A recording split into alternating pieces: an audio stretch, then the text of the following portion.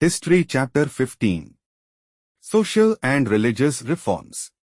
As a result of the introduction of modern Western philosophy, there was a new awakening in India. Western culture, clothing, behavior, society, religious ideas, beliefs and British social ideals had a profound effect on Indians. Indians were influenced, especially, by the Western scientific thought, humanism and rationalism. All these formed the cause of Indian Renaissance at the time of British colonization. Renaissance was the awareness of aspirations of equality.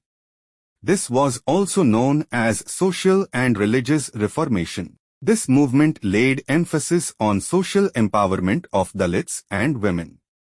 There has been discussions that the British imposed imperialism, maintaining that English education was the only path towards liberation for Indians. Brahma Samaj, 1828.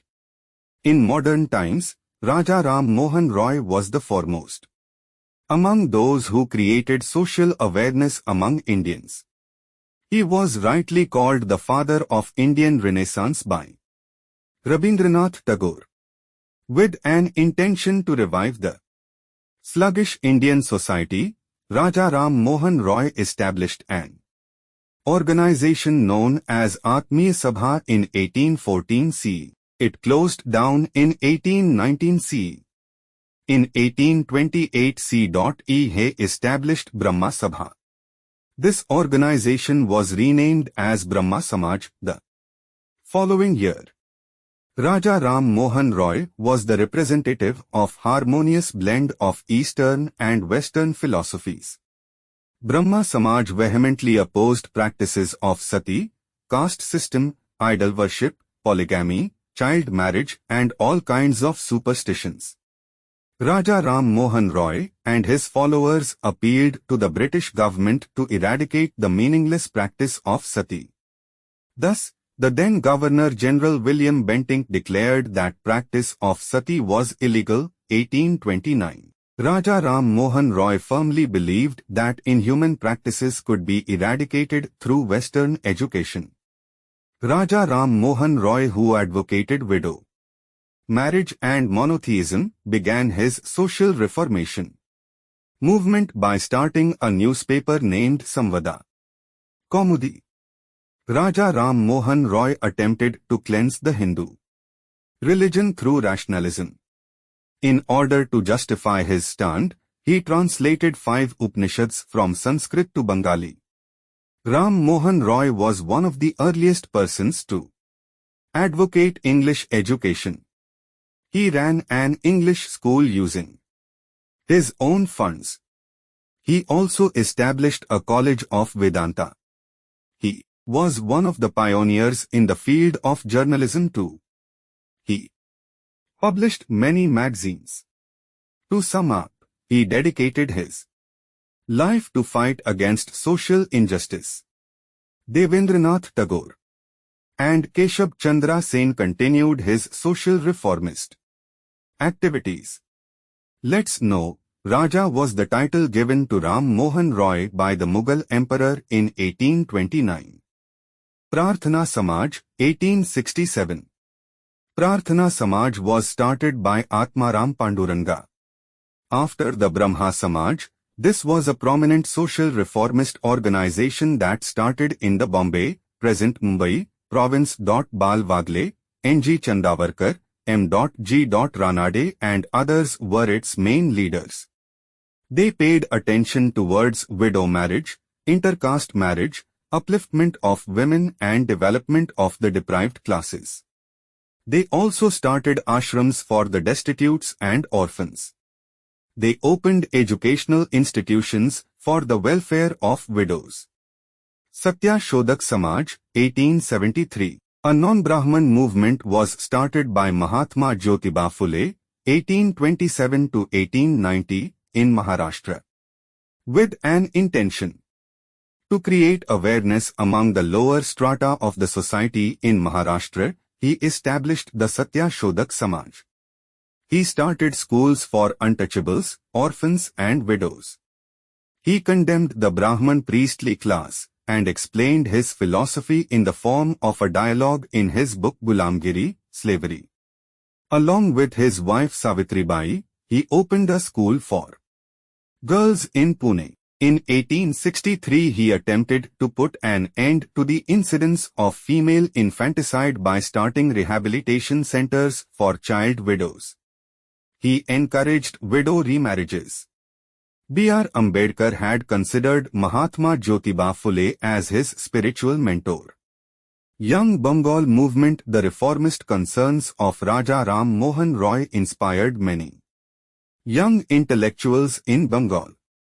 This paved the way for the young Bengal movement. The Anglo-Indian youth, Henry Vivian de Rossio, was the leader of this movement. He gave a call to the youth to be independent and wise in their thinking. However, Indians did not respond appropriately to his call. Arya Samaj, 1875. Swami Dayananda Saraswati, 1824 to 1883, established the Arya Samaj. His original name was Mulshankar. He wished that an ideal society which existed during the Vedic times in India should be re-established in the present times. 2. In this context, he gave the call, return to the Vedas. He condemned idol worship, untouchability, child marriage, and caste system. He encouraged intercaste marriage and widow remarriage. He also advocated monotheism. Dayananda Saraswati has expressed his thoughts in his famous work Satyartha Prakash. Arya Samaj not only worked towards development of education in India but also gave an impetus to the national movement. The Arya Samaj leader Lala Hamsaraj established the Dayananda Anglo-Vedic School in Lahore. National leaders like Tilak, Lala Lajpat Rai, and others were profoundly influenced by the philosophy and teachings of Arya Samaj.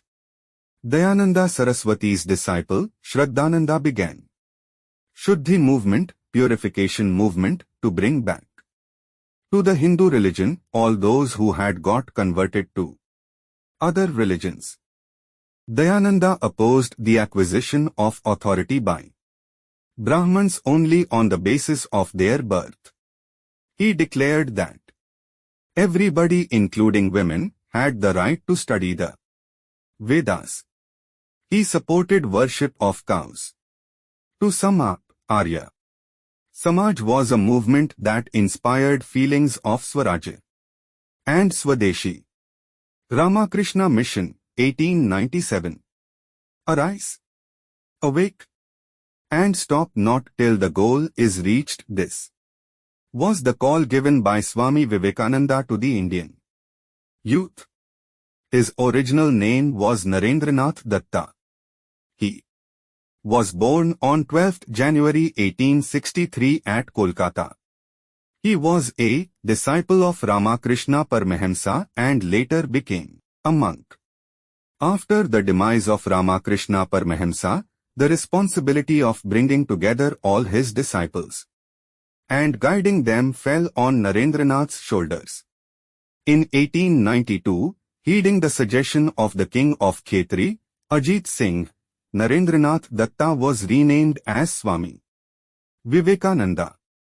He participated in the first Parliament of World Religions, 1893, at Chicago, by representing the Hindu religion.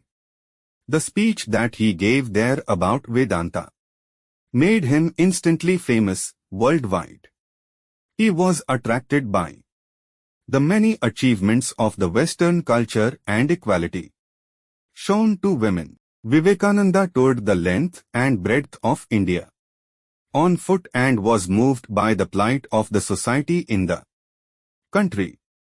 He used to say that, as long as there is starvation, poverty and ignorance in the world, he would repeatedly take birth to alleviate all those problems. Pandit Ishwar Chandra Vidyasagar started a Sanskrit college for non-Brahman students. In 1856, for the first time, a widow remarriage in the upper class took place legally in Kolkata under his leadership.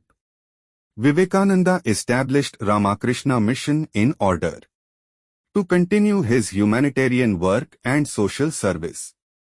Having a lot of respect and concern for women, he emphasized, upliftment of women is upliftment of the nation. He urged everyone to help the poor. To sum up, he dreamt about excellence of India. Bal Gangadhar Tilak described Swami Vivekananda as the true father of Indian nationalism. Many national leaders including Subhash Chandra Bose were influenced by the writings of Swami Vivekananda. Before going to the Parliament of World Religions, Swami Vivekananda paid a visit to the Mysore province. Chamarajendra Wadeyar X, who invited Vivekananda to his palace, provided financial assistance to him to attend the conference. On the advice of Vivekananda, the king started 3 separate schools for Dalits. Theosophical Society, 1875. Theosophical Society, Brahmavidya Samja, was established at New York by the Russian lady, Madam H.P. Blavatsky, and an American colonel, H.S. Olcott. They came to India and established the Society's international office at Adyar, near Chennai. Later, Dr. Annie Besant became its president. She was influenced by the Indian culture and translated the Bhagavad Gita into English. She published the newspapers New India and Commonwealth. She became a powerful force in the Indian Theosophical movement. Objectives of the Theosophical Society: to establish universal brotherhood, irrespective of all differences. To do a comparative study of religion, philosophy, and science. To investigate the unexplained laws of nature and the powers latent in man. Annie Besant established the Central Hindu College at Banaras. This institution later came to be known as Banaras Hindu University, BHU. She began the Home Rule movement too. She was the first lady president of the Indian National Congress, 1917. Aligarh movement and Sir Syed Ahmad Khan. Majority of the Muslims viewed the Western education with suspicion and believed that it was against their religious interests. In the beginning, in 1863, Nawab Abdul Latif established the Mohammedan Literary Society. He attempted to spread English education through this organization. In addition to this, he tried to promote harmony between Hindus and Muslims. Sir Syed Ahmad Khan was the one who gave the nature of a movement to these attempts. Born in 1817 at Delhi, he was appointed as the judicial officer in the British East India Company. He saw that his community had lost economic and social opportunities due to lack of English education. Hence, he desired that his community would find suitable representation in the government by getting educated. As a social reformer, he opposed the Pardah system, polygamy, and the system of talaq. He began translation society in order to enable translation of English scientific and literary works into Urdu. Later on, the society was renamed as Scientific Society in order to spread scientific thinking among Muslims. He started the magazine Aligarh Institute Gazette. This magazine was published in both English and Urdu. In 1875, Sir Syed Ahmad Khan established the Mohammedan Anglo-Oriental College. This institution got transformed into a leagued Muslim university in 1920. Sri Narayana Guru. Sri Narayana Guru is well known as a saint and social reformer. He was born in 1854 in a family of the Ejava community in Tiruvankur. In 1903 he established an organization named Sri Narayana Dharma Pariplana Yogam. Through that organization, he strived to achieve social, economic, and cultural progress of the Ejava and other backward communities of Kerala. He opposed caste system and animal sacrifice. He started Sanskrit schools and gave admission to everybody, irrespective of their caste and religion. He built around 30 temples. All people of Kerala, including untouchables, were allowed to enter these temples. He wanted every temple to have a good library with the holy books of all the religions. Sri Narayana Guru's vision is evident in this statement: one God, one religion and one caste. Even Karnataka came under his influence.